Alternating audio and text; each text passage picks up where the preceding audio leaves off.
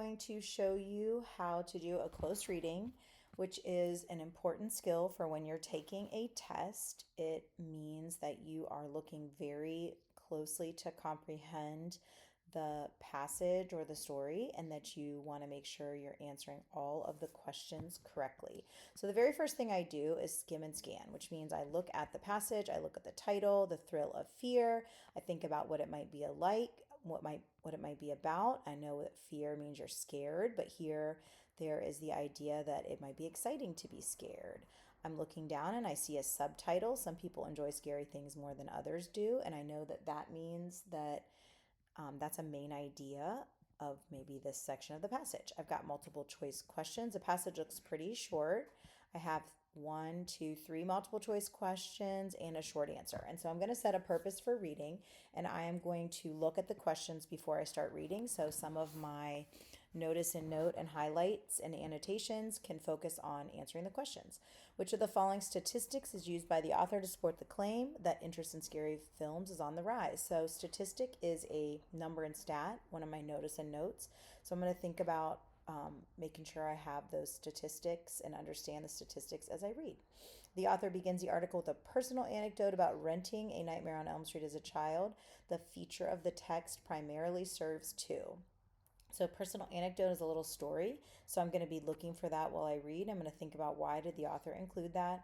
And then the third one, according to the passage, why do some people enjoy watching horror movies? So I'm going to be looking for the answer to that question, the best answer, as I read the text. And then I've got a short answer question. Anxiety switch. Do you agree with the idea that watching a scary movie can switch the source of your anxiety? Have you ever noticed yourself watching a thrilling story just to get your mind off something stressful in your own life? Explain. So now I need to write a short answer response to the question and use text evidence to explain whether you agree or disagree. So as I'm reading, I'm going to look for that anxiety switch as well, and that will help me to answer the questions at the end. All right.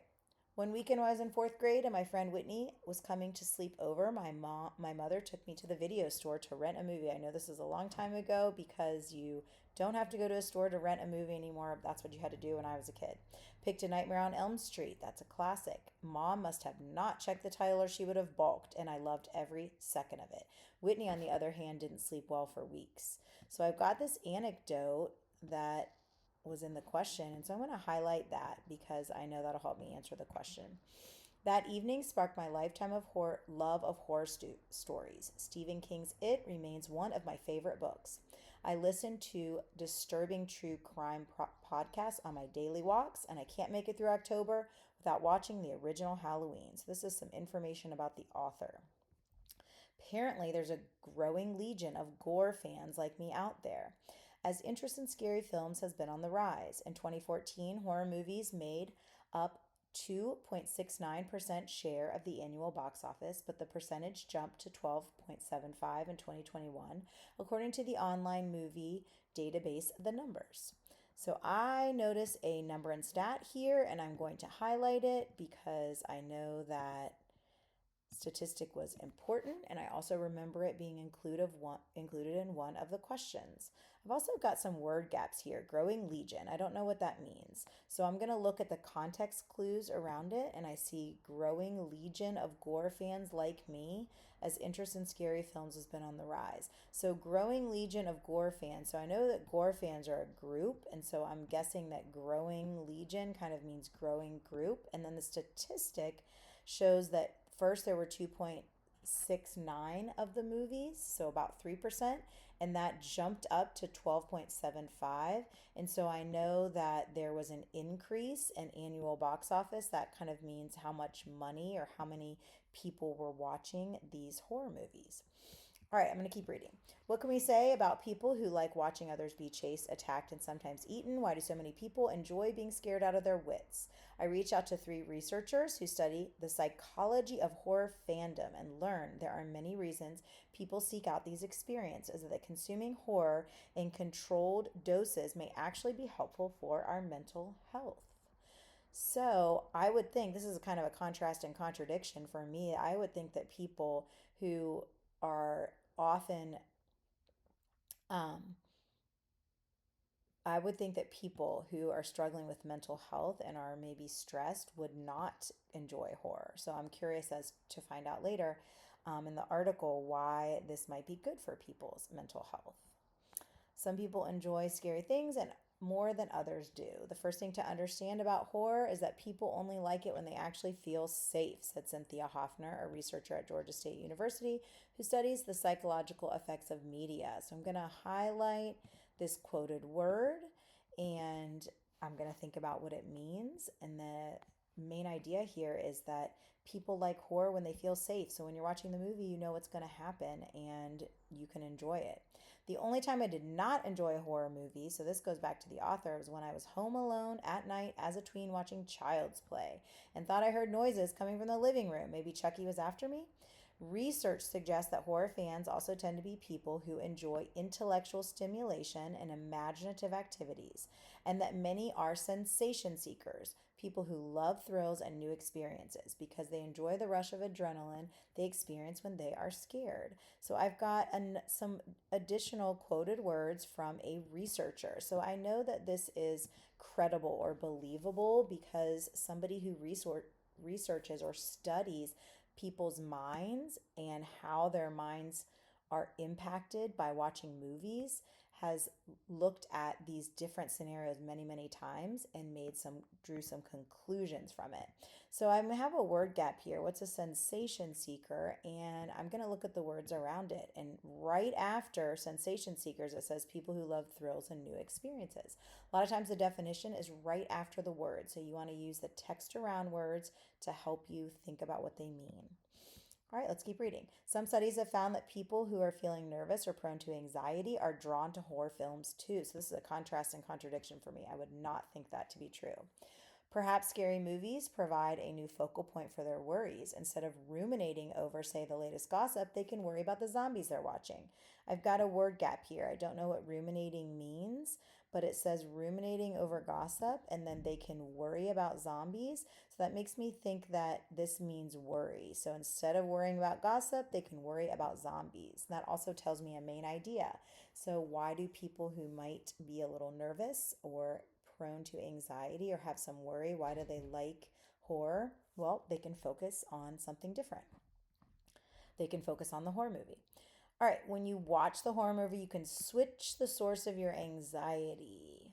So I was digging in and reading that closely, and now I also see that this relates to my short answer question. Explain Colton Schreibner, a researcher at the Recreational Fear Lab in Aarhus University, Denmark, which studies the situation in which fear can be fun and meaningful. When the movie ends, your anxiety may subside too. So I've got another quoted word. All right, I'm going to go down and try to answer these multiple choice questions. I want to kind of show you my thinking and the strategies that I use. And also, to do this closely, it takes a lot of time. So take your time, double check, and go back in the passage. You will be much more successful. Which of the following statistics is used by the author to support the claim that the interest in scary films is on the rise? A. In 2014, horror movies made up 12.75% share of the annual box office. So I look in the text, and that is in the text. And so I like that answer, but I'm going to keep reading. The percentage of the annual box office share for horror films jumped from 2.69% in 2014 to 12.5% in 2021. I like that because I see another statistic, and I look back in the text, and it's in the text. The only time the author did not enjoy a horror movie was when watching Child's Play, and D, research suggests that the majority of true crime fans are women. So I'm going to look at these two, and I'm going to use process of elimination because those don't have statistics in it. And I need to look back at my question. So following statistics to support the claim that interest is on the rise. So I need to show that people interested in horror movies has increased over time. And this is only one statistic. So the best answer is going to be B because it shows that the increase is from 2.69% to 12.75%. That took a lot of time. I had to go back in the text and use process of elimination, but then I'm sure I get the right answer. The author begins the article with a personal anecdote about renting A Nightmare on Elm Street as a child. This feature of the text primarily serves to A, provide a statistic about the historical box office performance of horror films, B, establish the author's personal connection and credibility as a lifelong horror fan to engage the audience, C, introduce the main scientific theories about sensation seeking behavior, and D, explain why the author loathes roller coasters and will never skydive. So I am going to take out these two and I'm going to go back and make sure, but I when the author talks about the personal anecdote, which is here at the very beginning, there are no statistics and it doesn't say anything about roller coasters. So I need to think about why the author included the personal story. Not to provide a statistic because the author wanted to establish the author's personal connection and credibility means believability that or authority. This is a lifelong horror fan to engage the audience. That is the best answer to this question. All right, next question. According to the passage, why do some people enjoy watching horror movies? A, they want to increase their anxiety about everyday problems. They prefer movies that are predictable and calm. They avoid thrilling or imaginative experiences. They like to experience fear only when they feel safe and controlled. This is a right there question. Why do people like scary movies? They like it when they feel safe. And that was a quoted word. So the best answer is D. They like to experience fear when they feel safe and in control. I'm going to go back and make sure I have chosen the best answer. Well, we don't want to increase anxiety. Nothing in the text says that. There's nothing about movies being predictable or calm. And this article is about people who enjoy thrilling movies, not avoid it. So if you take your time, process of elimination, setting a purpose for reading, skimming and scanning, double checking your answers, you're going to be much more successful with multiple choice. You've got this.